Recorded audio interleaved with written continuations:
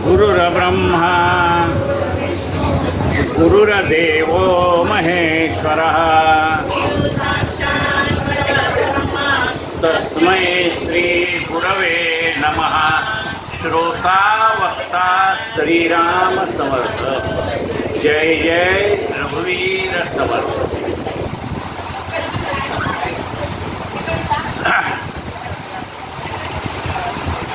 आज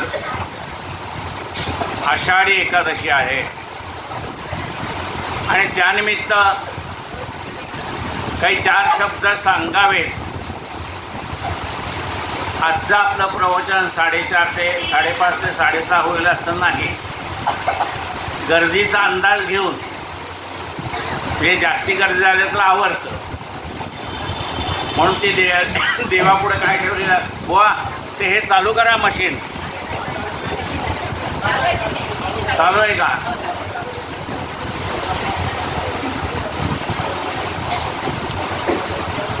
देवापुढे कासव ठेवलेलं असतं का नाही ते पाहिजे तेव्हा आपले पाय आत घेते तसं आपलं प्रवचन असं आहे। जास्ती गर्दी झाली दर्शनासाठी तर आपण प्रवचनाची वेळ थोडीशी कमी करणार आणि वाहती गर्दी असेल तर आपलं प्रवचन सुरू राहणार।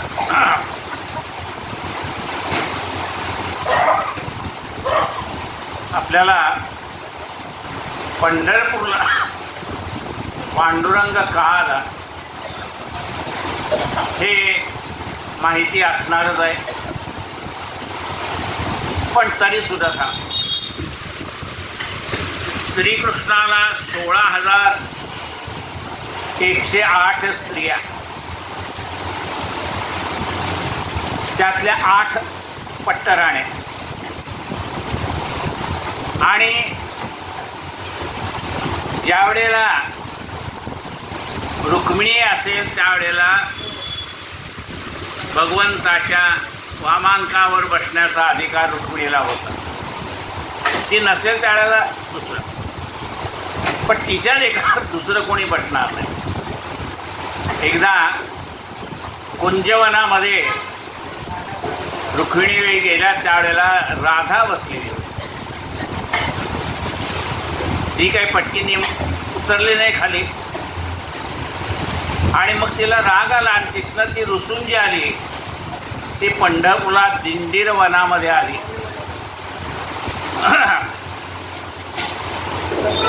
त्या ठिकाणी दिंडीर नावाचा दैत्य होता। त्या दैत्याचा तिने वध केला आणि ते दिंडीर वन हे भयमुक्त केलं आणि मग भगवंताला कर्मेना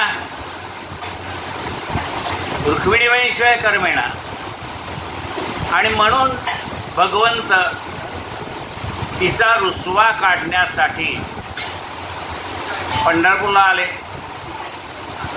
विष्णुपद आहे त्या ठिकाणी त्यांनी काला केला आणि नंतर पंढरपूरला आले त्यावेळेला ते दिंडीरवनामध्ये गेले। रुक्मिणीबाईची समजूत घातली, रुक्मिणीला बरोबर घेऊन आले। जाताना पंढरपुरात आहे दिंडीरवन, पण वाटेमध्ये त्यांच्या असं लक्षात आलं की या ठिकाणी एक परमभक्त आहे आणि त्याला दर्शन देणं आवश्यक आहे। काय होतंय बघा, साखरेच्या डब्यामध्ये साखर ठेवलेली असते, वरती नाव पण काय शुगर लिहिलेले असतं, आज साखरेचं। आता मुंग्याला काही वाचता येतं का? वाचता येत नाही, पण तरी मुंग्या बरोबर साखरेच्या डब्यात जाणार। मग म्हणले मुंग्या येऊ नये म्हणून त्याच्यावर तिखट म्हणून लिहिलं तरी मुंग्या येणार आहे। तसं आपली उपासना जेव्हा परिपक्व होते त्यावेळेला परमात्मा भेट देतो। त्याला काय व्हावं लागतं? आपल्याला पूर्ण मीपणा जावा लागतो। मी पण ज्याचे पक्व फळापरी सहजपणाने गळले हो, जीवन त्यांना कळले हो. मीपणा जावा लागतो. त्या पुंडलिकाची अशी काय पुण्य होती म्हणे, भगवंताला असं वाटलं याला दर्शन द्या. तर आईवडिलांची इच्छा होती काशी यात्रेला जावं. पत्नी म्हणाली मला पण काशी यात्रेला यायचंय. निघाले. असं म्हणतात पत्नीला त्याने खांद्यावर घेतलं. आई वडील चालत होते. पाय दुखा लागले म्हटल्यानंतर थोडा वेळ घेतला असेल का किती वेळ घेतलं का पंढरपूरपासून काशी असं नाही, थोडा वेळ घेतला असेल. पण ते निमित्त झालं ना बायकोला खांद्यावर घेतली म्हणून. आता तर म्हणजे बायकोला डोक्यावर घेतलं. हां, पण त्यावेळेला खांद्यावर घेतलं काय. तर ते तात्पर्य काय आहे, तर त्याप्रमाणे तो काशीच्या जवळ जाऊन पोहोचतो. त्या ठिकाणी कर्कोटक ऋषींचा आश्रम होता आणि त्या आश्रमामध्ये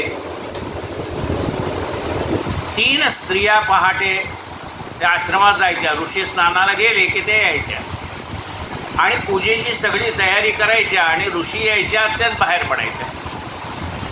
पहाटेच्या वेळेला या 3 काळ्या कभिन्न स्त्रिया आज जाताना पाहिल्या आणि बाहेर येताना मात्र सौंदर्य सुंदर अशा त्या स्त्रिया लक्ष्मीसारख्या दिसणाऱ्या बाहेर आल्या. तेव्हा पुंडलिकाने विचारलं तुम्ही कोण आहात. ते म्हणाले आम्ही गंगा यमुना सरस्वती. मग म्हणाले जाताना तुम्ही काळ्या होता आणि येताना इतका सौंदर्यवान तुमचं रूप दिसतंय, कसा एवढा फरक पडला. तेव्हा त्यांनी सांगितलं की सामान्य माणसं जी पाप करणारी आहेत त्यांनी आमच्यामध्ये स्नान केल्यानंतर आम्ही त्यांची पाप प्रक्षालन करतो, पण ती आमच्या डोक्यावर पडतात म्हणून आमचे स्वरूप असे होतं. आणि आम्ही या ऋषींची सेवा केली की आमचं पुन्हा सौंदर्य आमचं आम्हाला परत मिळतं. ती पापं नाहीशी होतात आमच्यामध्ये मिसळलेली. मग म्हणाले या कर्कोट ऋषीने रोज गंगा स्नानाला जातात का. म्हणाले गंगा अजून लांब होती. म्हणले जात नाही. मग म्हणले एवढं तुम्ही पवित्र कसा झाला. तेव्हा त्यांनी सांगितलं की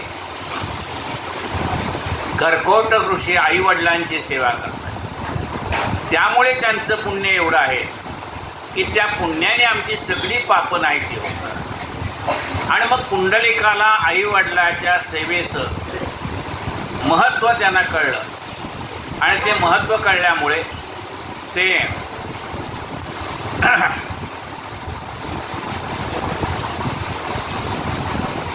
तो आई वडिलांची सेवा करायचा. आता पांडुरंग आले दारामध्ये. पुंडलिका म्हणतात अरे पुंडलिका आम्ही तुला दर्शन द्यायला आलोय. तेव्हा पुंडलिक म्हणतो असे कसे हो अवचित आला, सोडू कसा मी या सेवेला, वीट फेकेतो येथूनच अन तुम्ही तयावरी, विठ्ठला उभे राहा तोवरे. म्हणाले देवा तू आलास मला दर्शन द्यायला, पण मी आई वडिलांची सेवा करतोय तर त्यांना थोडी झोप लागली की मग मी तुझ्या दर्शनाला येतो. तोपर्यंत असं कर मी इथनं वीट टाकतो, त्या विटेवर तू उभा राहा. आणि पुंडलिकाने 2 विटा होत्या त्यातल्या घेतल्या. आपल्या तुम्हाला असं वाटलं असं मग तिथे विटा कुठून आल्या. आपल्याला माहिती आहे पूर्वीच्या काळी जर पाठ दुखायला लागली तर विटा गरम करून त्या विटेने अंग गरम केलं जायचं, शेकलं जायचं. विटा असायच्या घरामध्ये. त्यांनी जी वीट घेतली आणि टाकली. आता त्या काय दोन्ही एका असे जवळजवळ पडणार नाहीत, थोड्या थोड्या अंतरावर पडल्या त्या. ते एकावर पांडुरंग एकावर रुक्मिणीबाई उभ्या राहिल्या. आला पुंडलिक दर्शन घेतलं आणि मग भगवंताने पुंडलिकाला विचारलं वरम ब्रूही, तुला काय पाहिजे ते माग. पुंडलिक म्हणा, देवा मला माझ्यासाठी काहीही नको, मागणे न काही सांगण्यास आलो. मग म्हणले तुला काय पाहिजे? म्हणाले याच ठिकाणी तू पंढरपुरात थांब, त्या येणाऱ्या भक्तांना दर्शन देण्यासाठी तू पंढरपूरला थांब. आणि आज गेली 28 युग परमात्मा हा पंढरपूरला उभा आहे. भगवंत हा विष्णूचा अवतार आहे. तो त्रेतायुगातला राम आहे, द्वापार युगातला कृष्ण आहे आणि कलियुगातला पांडुरंग आहे. तेव्हा तो एकच परमात्मा त्या त्या वेळेला भक्तांच्यासाठी तो उभा आहे. तेव्हा या पुंडलिकाचं जे काही पुण्य आहे की त्याच्यामुळे आपल्याला पांडुरंगाचं दर्शन घडतंय. तर पांडुरंग आपल्याला दर्शन देण्यासाठी विटेवरती उभा आहे. त्याने आपले दोन्ही हात कमरेवर ठेवले. म्हणजे असं का केलं? आत्तापर्यंत आमचे जे देव पाहिले ते हातामध्ये धनुष्य बाण असे सगळे देव पाहिले. द्वापारयुगातला कृष्ण सुद्धा सुदर्शन चक्र घेतलेला आणि कलियुगातला असा का निशस्त्र का?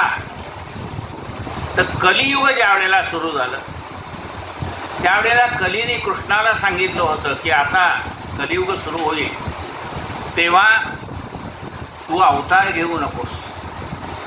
आणि म्हणून भगवंताने पांडुरंगाच्या स्वरूपात तिथं उभे राहिले आणि हातात शस्त्र घ्यायचं नाही म्हणून ते कमरेवर हात ठेवलेला.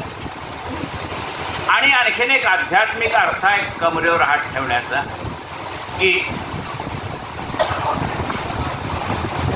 हा भवसागर तरुण जायचा म्हटलं तर आपल्याला असं वाटतं आपण त्या भवसागरामध्ये बुडणार. तेव्हा भगवंत म्हणतो माझे जे भक्त आहे त्यांना हा भवसागर केवढा आहे? कमरे एवढंच पाणी म्हणाले, चालत पलीकडे जा. म्हणजे ज्याची भगवंतावरती निष्ठा आहे, श्रद्धा आहे, त्याला ह्या भवसागराची भीती बाळगण्याचं कारण नाही. या भगवंताचं वर्णन कुणी केलेलं आहे? शंकराचार्यांनी केलेलं आहे. महायोग पीठे तटे भीमरथ्याम वरम पुंडरीकाय दातु मुनींद्रेहि समागत्य तिष्ठन् तमानंदकंदम परब्रह्मलिंगम भजे पांडुरंगम. पांडुरंगा, तेव्हा हा पांडुरंग पंढरपूरचा आहे. हा देवादिदेव आहे. म्हणजे हा देवादिदेव आहे असं कोणी सांगितलंय? माऊलींचं प्रमाण आहे. त्या माऊलीने एकाने विचारलं तुम्ही देव पाहिलाय का? माऊली म्हणाले पाहिलाय. देखिला देखिला देवाचा मी देवो फिटला संदेहो निमाले तुझे पण.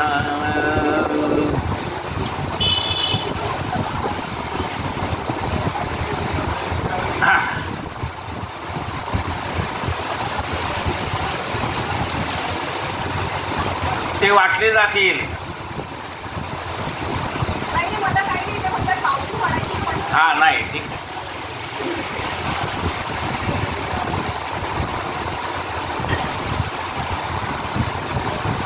झालं का तिकडे बघून? म्हणजे मग मला पुढचं सांगता येईल.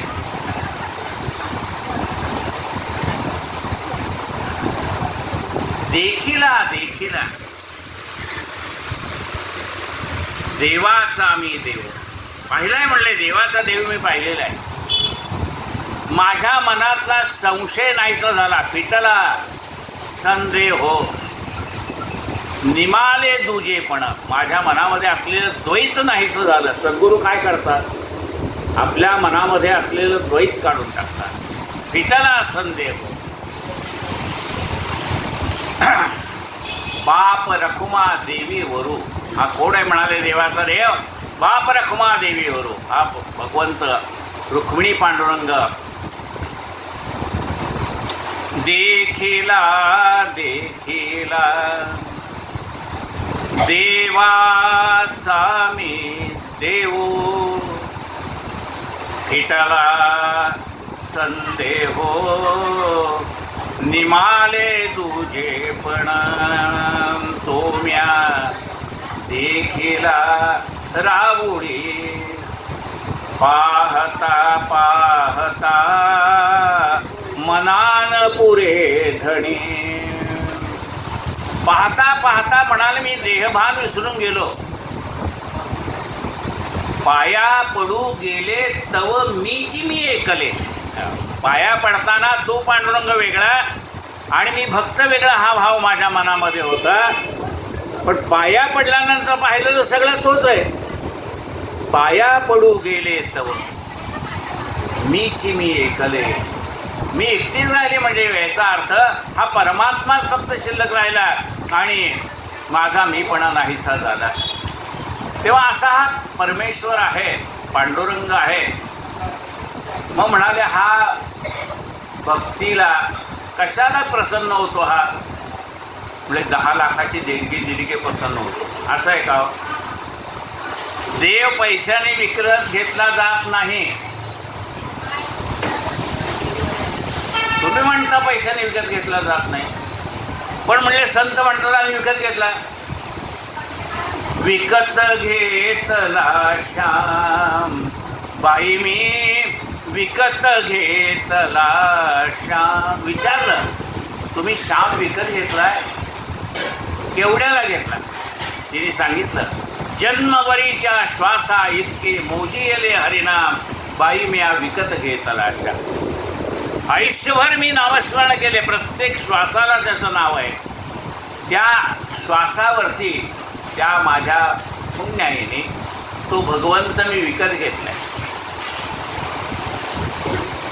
बघा सखुबाई काय म्हणते धरीला पंढरीचा चोर त्याला चोर म्हणलं म्हणले हा कसला चोर आहे पैसे चोरतो का नाही याला चित्त चोर म्हणतात काय म्हणतात चित्त चोर आपलं मन हरण करून घेणारा असा हा परमात्मा आहे एकदा का त्याच्या नामाची गोडी कळली ना मग आपलं मन दुसरीकडे कुठे जात नाही ते एरवी सर्वच ठिकाणी माळ्यावरती 2-2, 4-4 वर्ष जे पडलेले सामान आहे फक्त दिवाळीला खाली काढायचं रंग झाला की पुन्हा वरती ठेवून द्यायचं कधी वापरत नाही कधी कोणाला द्यायचं नाही काही नाही त्याच्यात मन गुंतलंय मग ते एकदा रंग कामाला काढलं त्याच्यात काय होते कुंचे जाडू फक्त हातातली दांडी बाकी काहीच नव्हतं त्याला तरी ते वरती टाकलेलं मग असं जे मन आपलं सगळ्या बारीक सारीक गोष्टीत गुंतलेलं आहे ते गोष्टीतलं मन आता काय झालं भगवंताच्या नामाची गोडी कळल्यामुळे मन हो राम रंगी रंग रे मन राम रंगी रंग रे शरणी नेत्र गुंतले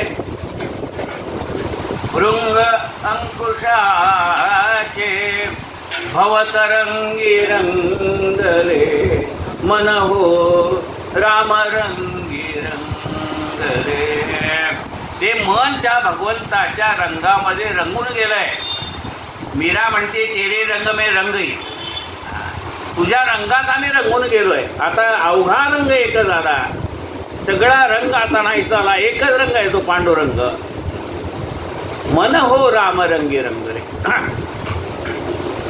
काय म्हणतात संत माझं मन चंचल आहे हे आपल्याला माहित आहे आपल्याला प्रत्येकाला आपलं मन कसं आहे चंचल आहे चंचल आहे मनकृष्ण प्रमादी बलव दृढा असं चंचल मन आहे पण ते चंचल मन सुद्धा स्थिर झालंय काय म्हटलंय पहा आता कोठे धावे मन तुझे चरण देखील या भगवंता तुझं चरण पाहिलं आता माझं मन दुसरीकडे कुठेही धावाधाव करत नाही आता कोठे धावे मन तुझे चरण देखील, तुझं चरणकमल पाहिले. आणि आता बघा भुंग्याचं उदाहरण दिले. भुंगा लाकडं पोखरतो, पण कमल उगवलेला असताना तो आत असतो.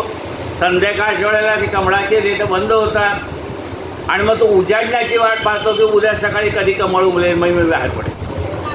वास्तविकता त्याला ते त्या पाकळ्या कुरतडून बाहेर येता आलं असतं, पण ते त्या सुगंधामध्ये रंगून गेलेलं आहे.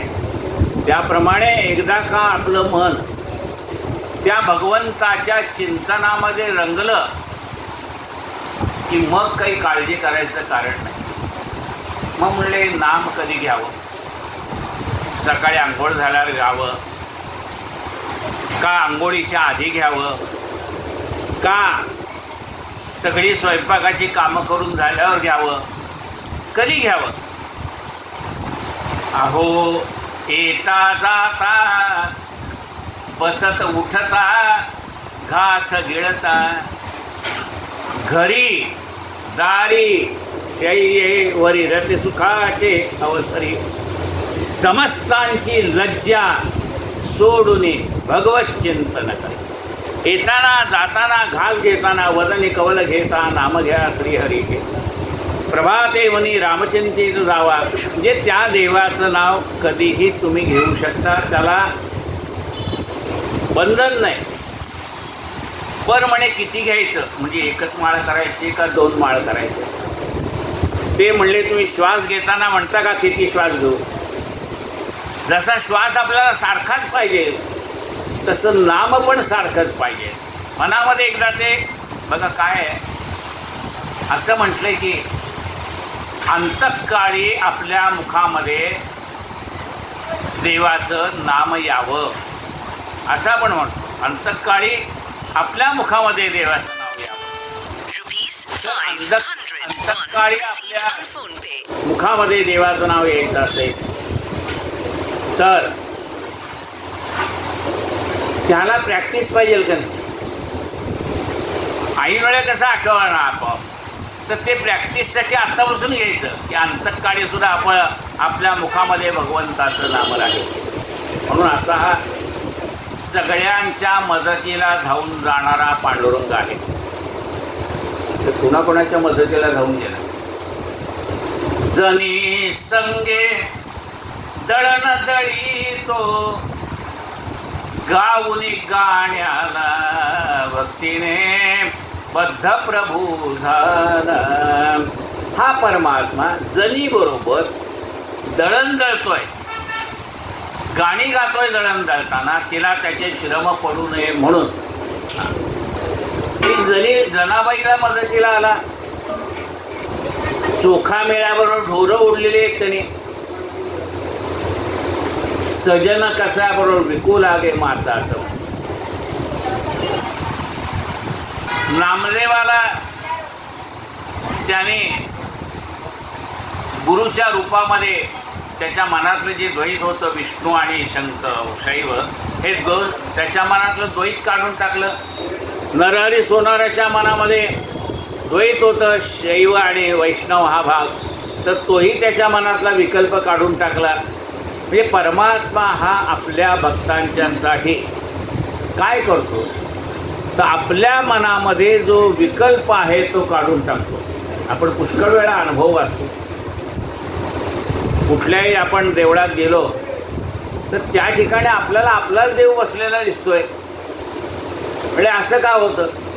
जेथे जातो तेथे तू माझा सांगाती चालविसी हाती धरून या. जिथे जातो जिकडे पाहावे तिकडे तू दिसशी नाही ना.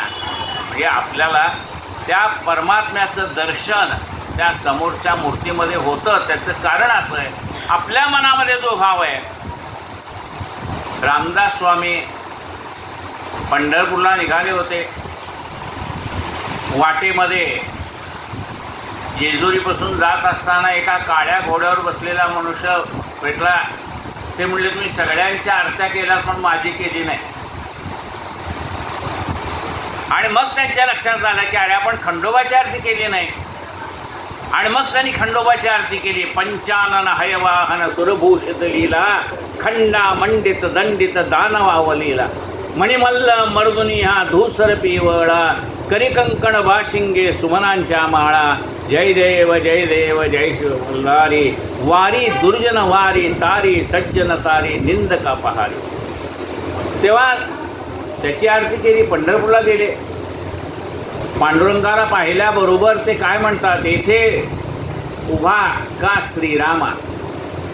देवा इथे कसं तू उभारलायस, येथे उभा का श्रीरामा. मनमोहन मेघश्यामा. रामरूप दिसतंय. मग विचारलं तुमच्या हातातले धनुष्यबाण कुठे आहेत. काय केले धनुष्यबाण, कर कटेवर ठेवून. काय केली शरयू गंगा, येथे आणली चंद्रभागा. काय केला हनुमंत, येथे पुंडलिक भक्त. काय केले वानर, येथे मिळविले गोपाळ. रामी रामदासी भाव, तैसा होय पंढरी राव. त्या ठिकाणी त्यांनी पांडुरंगाने रामाच्या रूपात रामदास स्वामींना दर्शन दिलेले.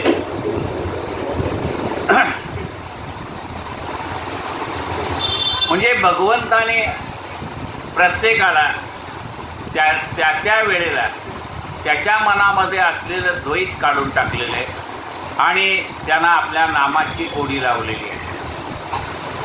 आता आपल्याकडे जे ओवी येईल ते आता सांगतो. ही पार्श्वभूमी झाली. साधारणाच्या आषाढी एकादशीला पांडुरंगाचं महत्त्व सांगणं महत्त्वाचंच आहे.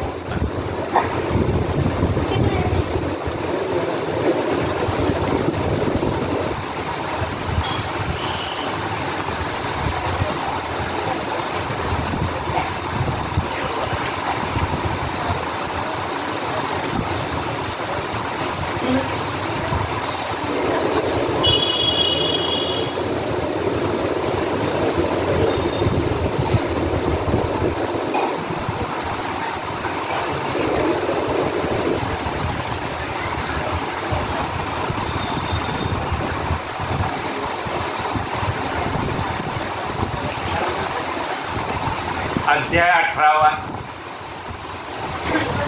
श्लोक 49. तरी देहादिक संसारे सर्वही मांडलेसे जे गुंफिरे,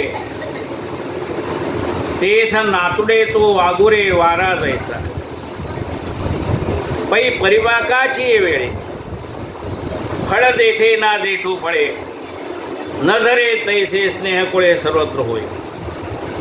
वारा आल्यानंतर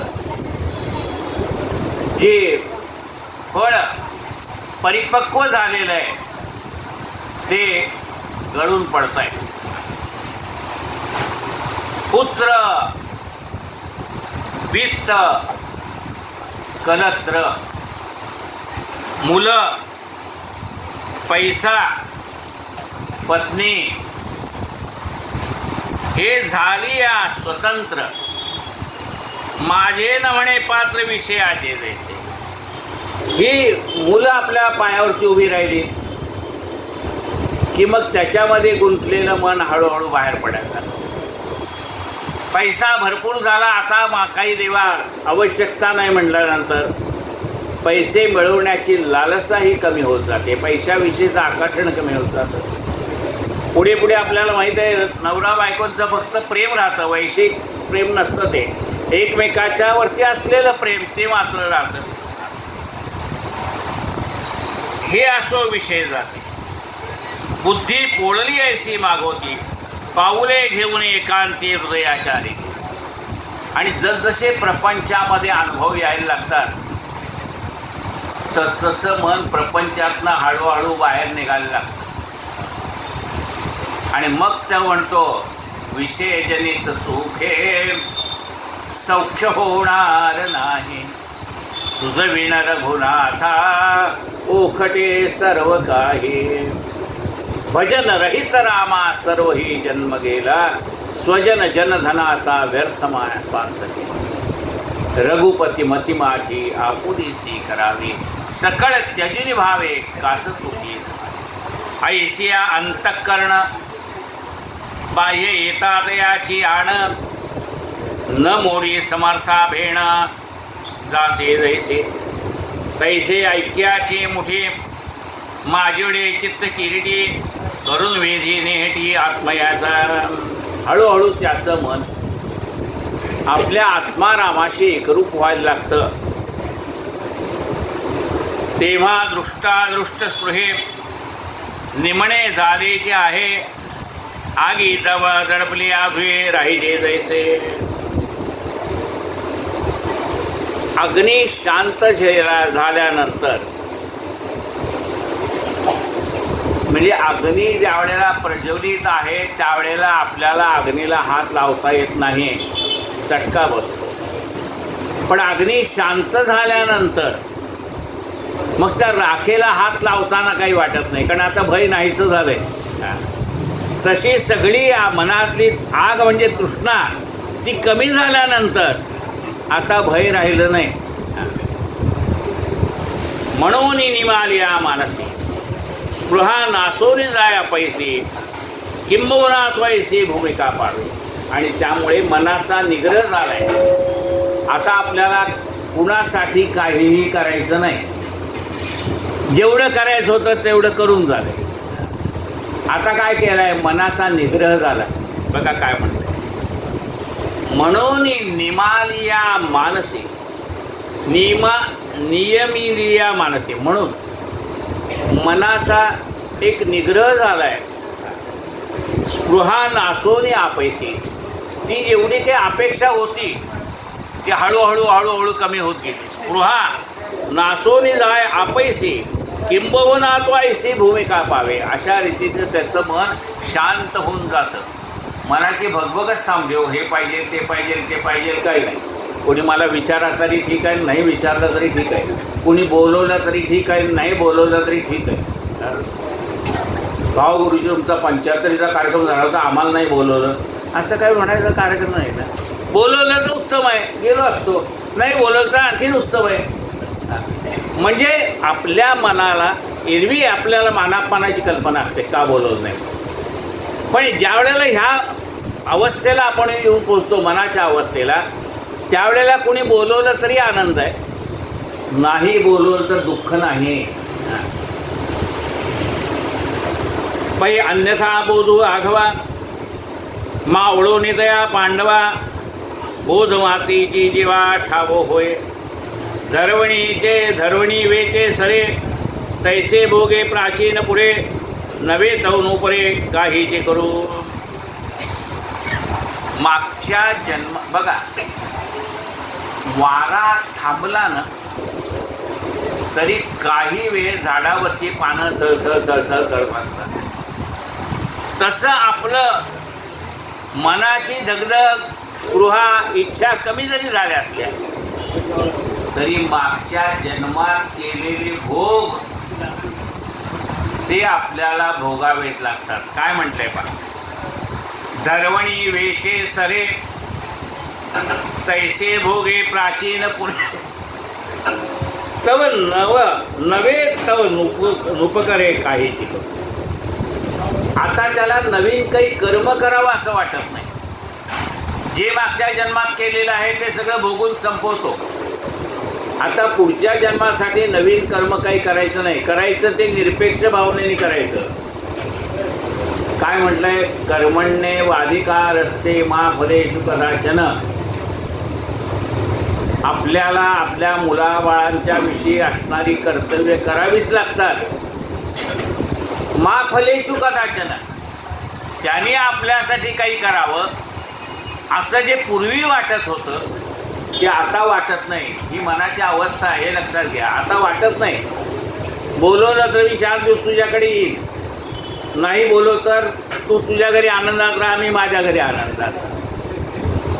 पूर्वी असं वाटत आहे, त्याचा फोन नाही आला, तो बोलत नाही, तो माझ्याशी बोलत नाही, काय आता नाही वाटत. त्याला वेळ मिळेल तेव्हा फोन करेल, वेळ मिळेल तेव्हा बोलेल. बोलला नाही बोलला आहे ना, तू आनंदात राहा तिथे. ऐसी कर्मसाम्य दशा, याला कर्मसाम्य असं म्हटलेलं. जे जे कर्म म्हणजे कर्माच्या फळाची अपेक्षा ठेवून केलेलं कर्म हे पुढच्या जन्माला बाधक ठरतं. पुण्य असेल तरी पुण्य भोगायसाठी यावं लागेल, पाप केला असेल तरी ते पाप फेडण्यासाठी यावं लागेल. मग म्हणजे आता काय करता, ही कर्मसाम्य दिशा तुम्हाला प्राप्त झाली, तुम्ही आता काय करता? ते म्हणले आता आम्ही काय करतो ते तुम्हाला सांगतो. कायेन वाचा मनसेंद्रियर्वा, मी माझ्या शरीराने केलेली कर्म भगवंताला अर्पण करून टाकतो. कायेन वाचा मनसेंद्रियर्वा, मनाने केलेले सगळं भगवंताला अर्पण करून ठेवतो. कायेन वाचा मनसेंद्रियर्वा बुद्ध्यात्मना वा प्रकृती स्वभावात, माझा जो ह्या शरीराचा स्वभाव आहे त्या स्वभावानुसार माझ्या हातनं घडणारी कर्म ही सगळी मी आता देवाला अर्पण करून टाकतो. त्यामुळे ती कर्म फळायला येत नाही. लक्षात आलं का? बीज भाजून केली नाही. ती ज्वारीचे धान्य पुन्हा पुन्हा पेरलं तर येणार आहे, पण एकदा का भट्टीमध्ये ज्वारीची दाणे भाजले, त्याची लाही झाली, पुन्हा जमिनीत पेरलं तर ज्वारी येणार नाही. तसंही कर्म आम्ही भगवंताला अर्पण करून टाकली, ती जळली काय, ती आता पुन्हा उगवणार नाही. ती भगवंताला अर्पण करून टाकली म्हणजे भगवंत म्हणतो आता हे तुला बाधक ठरणार नाही पुढच्या जन्मासाठी. म्हणून ते काय नवाच्या म्हणते, जे काय असेल तेव्हा मागचं भोगून संपवतो, पुढच्या जन्मासाठी मी काही शिल्लक ठेवत नाही. ऐशी कर्मसाम्य दशा होय तेथ विरेशा, मग श्री गुरु आपैसा भेटेचे का. अशी कर्मसाम्य दशा आपल्याला प्राप्त झाल्यानंतर गुरु भेटतो. एवढ्या अवस्थेला आपण आलो की मग गुरु आपल्याला भेटतो. भेटेची का, बघा या शब्दाला महत्व आहे. नुसता भेटतो नाही, भेटणारच. भेटेची का. मगाशी तुम्हाला असं वाटलं कायन वाचा म्हणजे गुरुजींनी संपवलं. उदाहरण देत होतो ते तुम्हाला. रात्रीची चौपहारी वेचली अवधारी, डोळ्यात तमारी मिळते. रात्री सगळीकडे अंधार होता, पण रात्रीचा काळ, रात्रीची वेळ निघून गेली की सूर्य भेटणारच आहे. सूर्य भेटण्यासाठी वेगळं काही करायला नको. रात्र गेली की सूर्यच आहे.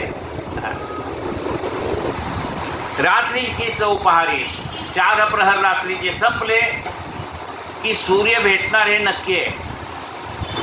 रात्रीची चौपहरी वेचली अवधारी, डोळ्यात तमारी मिळे जैसा.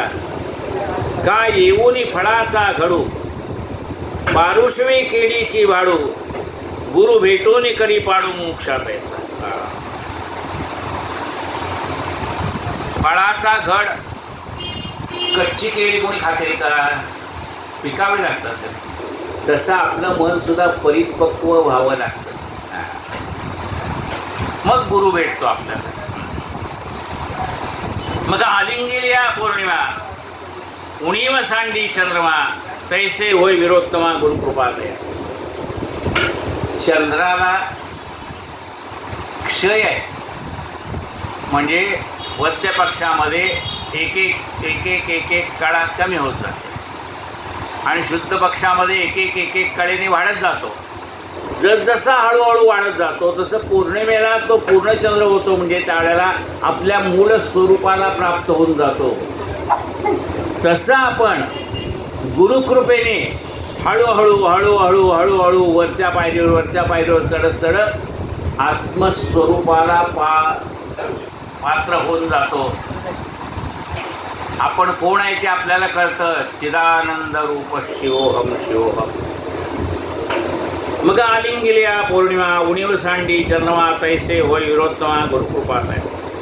तेव्हा अबोधू मात्र असे, तो तया कृपा नासे, तेथ रात्री सवे जैसे अंधारे जाय, तैसे अबोधाची खुशी. कर्म करता कार्य ऐसी त्रिपुटी असे ते जैसी गाभिणी मारली. कर्म, करता आणि कार्य, हे कार्य मी करतोय हा अहंकार आत्तापर्यंत होता, त्यामुळे ते फळाला येत होतं कर्म. आता तो म्हणतो मी काही करत नाही, महाराज सगळे करून घेत. म्हणजे आता करताही गेला, कर्मही गेला नाही. कर्म, करता, कार्य ऐसी त्रिपुटी असे ते जैसे तैसे अबोध नाशा सवे नाशे क्रिया जाता घवे ऐसा मूळ संभवे संन्यास. गुरुच्या कृपेने आपलं अज्ञान नाहीसं झालं, त्यामुळे आपल्याला ज्ञानाची प्राप्ती होते. येणे समूळ ज्ञान संन्यास दृश्याचा ठाव जे तुमचे तेथे बुजावे ते आपैसे तोचे आहे. चेल्यावरी पाहे स्वप्नी ते डोहे आपण याते काही काढू जाईले. स्वप्नामध्ये आपण असताना स्वप्नातली सुख दुःख आपल्याला खरीच वाटतं, पण स्वप्न संपल्यानंतर स्वप्नात पाहिलेलं सुखही खोटं आहे आणि स्वप्नात पाहिलेलं दुःखही खोटं आहे आपल्याला कळू येतं. तसं ज्ञान झाल्यानंतर या प्रपंचात आपण अनुभवलेली सुख आणि आपण अनुभवलेली दुःख हा सगळा त्या भगवंताच्या लीलेचा खेळ आहे असं आपल्याला लक्षात येतं. आपल्या पूर्व जन्मातल्या कर्मामुळे आपल्याला हे सगळं भोगावं लागलेलं आहे. तै मी नेणे आता जाणून हे सरले तयार स्वप्न झाला ज्ञातृ ज्ञेयाविहीन चिराकाश. मुखाभासेशी आरसा परवता नेलिया विदेशा पाहतेपणे विण जैसा पाहता काय. ज्ञान प्राप्त झाल्यानंतर काय अवस्था होती त्यांनी सांगितलं. आरशामध्ये चेहरा दिसला आणि आपण आहेत असं वाटलं, पण आरसा बाजूला केला तरी आपण आहेच की. म्हणजे आरसा असो का नसो आपण आहोतच. तसं आपण कायम राहणार आहे. नैनं छिंदन्ति शस्त्राणि नैनं दहति पावकः न चैनं क्लेदयन्तापो न शोषयति मारुतः.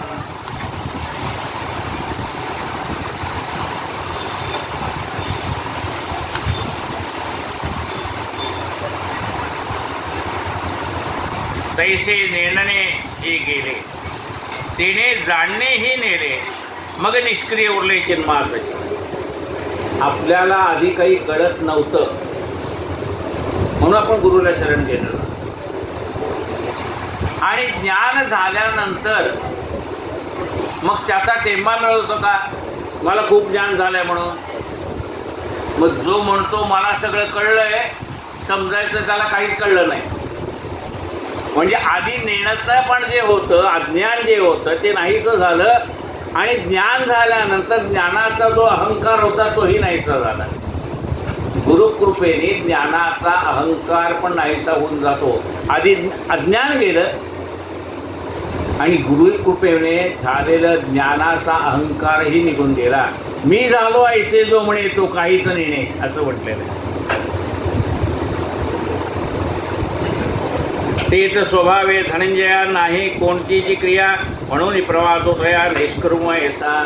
आता त्याने काम केलं तरी ते त्याला पुनर्जन्माला बाधक ठरत नाही म्हणून त्याला नैष्कर्म्य म्हटलंय. कर्म करतो पण कर्म त्याला बाधक ठरत नाही कारण तो निरपेक्ष भावनेने कर्म करत असल्यामुळे ते कर्म त्याला बाधक ठरत नाही. ते आपुले आपण पे असे ते जेहून हरपे तरंगू का वायू लोपे समुद्र जैसा. आता बघा जे आहे तसंच आहे म्हणले. म्हणजे कसं आहे तर आधी पाणी होतं वाऱ्यामुळे पाण्यावरती लाट निर्माण झाली. त्या लाटेला वाटलं मी वेगळे आणि पाणी वेगळं आहे. पण ज्या वेळेला वारा थांबला त्यावेळेला ते पुन्हा पाणीच झालं. म्हणजे आधीही पाणी होतं, लाट निर्माण झाली तरीही पाणीच आहे, आणि वारा शांत झाल्यानंतर पुन्हा पाणीच राहणार आहे. म्हणजे आपल्यामध्ये आपण त्याच्यापेक्षा वेगळा हा जो भाव आहे तो भाव गुरु काढून टाकतात. आधीही तो आत्मस्वरूपच होतास. मध्ये काही काळामुळे तुला असं वाटलं हे माझं सगळं आहे म्हणून, आणि मग ज्ञान झाल्यानंतर हे माझं काहीच नाही, ते सगळं आहे ते परमेश्वराचा असा भाव निर्माण झाला तर ते अज्ञान नाही. तैसे न होणे निपजे ते नैष्कर्म सिद्धी जाणीजे सर्व सिद्धी तसं जे परमही देवळाच्या कामा कळसू परमगंगे सिंधू प्रवेशो का सुवर्ण शुद्धी कसू सोळावा जैसा. काय म्हटलंय पण देवळाची कामा कळसू. देवळाचं काम कुठपर्यंत चालू आहे, म्हणजे देवळाला कळस झाला की देवळाचं काम संपलं. देवळाची कामा कळसू परमगंगेशी सिंधू प्रवेशू. गंगा कुठपर्यंत वाहते, समुद्राला मिळे तोपर्यंत. ते समुद्राला मिळली की तिचं वाहणं थांबलं. का सुवर्ण शुद्धू कसू सोळावा जायचा. आपण जे नाना प्रकारचे अलंकार तयार करतो सोन्याचे, त्याच्यामध्ये थोडी मिसळ असते. कारण सोनार काय म्हणणार की शुद्ध सोन्याचं तुम्हाला बांगडी करता येणार नाही, त्याच्यात थोडं वेळ करावं लागेल तर त्याला जाडपणा येईल, आकार येईल, आणि म्हणून त्याच्यामध्ये तो निराळा काहीतरी आपण म्हणतो 24 कॅरेट 23 कॅरेट 21 कॅरेट काय. तसं ज्यावेळेला तो ते अग्नीत टाकतो त्यावेळेला त्याच्यातला सगळा जो दोष असतो तो नाहीसा होऊन जातो आणि शुद्ध सोनं शिल्लक राहतं. म्हणजे आधी सुद्धा शुद्ध सोनंच होतं. वारक्याजी इकडे बघत जाऊ नका. आपण कथा ऐकायला आलोय, ती लोक येणार जाणार दर्शनाला. तुम्ही समोर बसले असता माझंही लक्ष तिकडेच जातं कोण आलं म्हणून. आपलं लक्ष कथेकडे पाहिजे. लोक येणार जाणार, काही खुर्चीवर बसतील काही खाली बसतील, आपल्याला त्याच्याशी काही कर्तव्य नाही.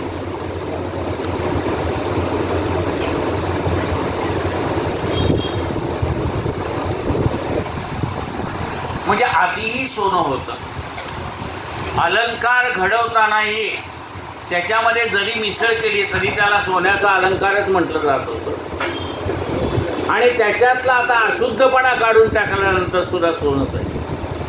पण ते पहिलं सोनं आणि अशुद्धपणा काढून टाकल्यानंतरचं प्युअर सोनं हे पहिलं आहे तसंच आहे. काही काळ त्याच्यामध्ये अशुद्धपणा आला होता, तो काढून टाकला.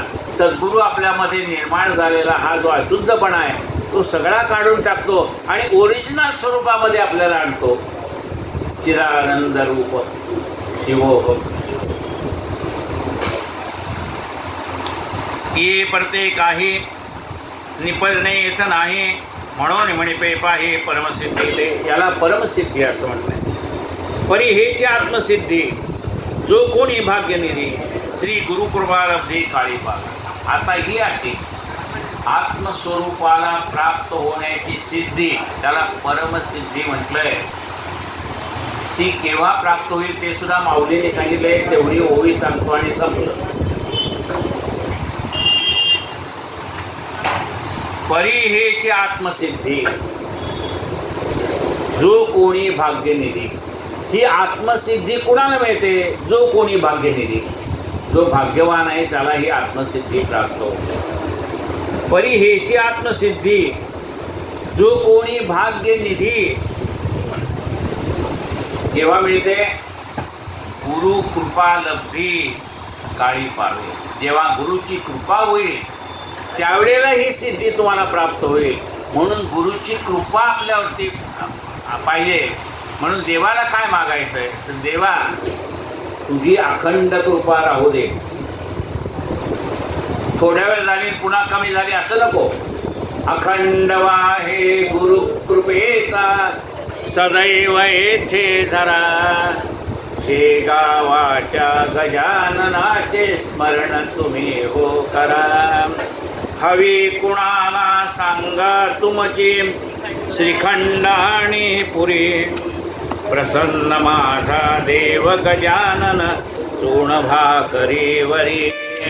अखंड वाहे गुरु कृपेचा सदैव येथे धरा.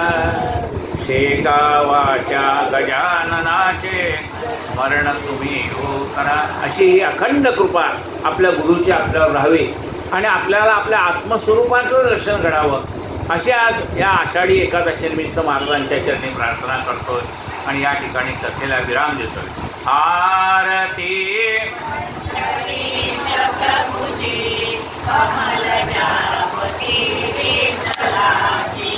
हे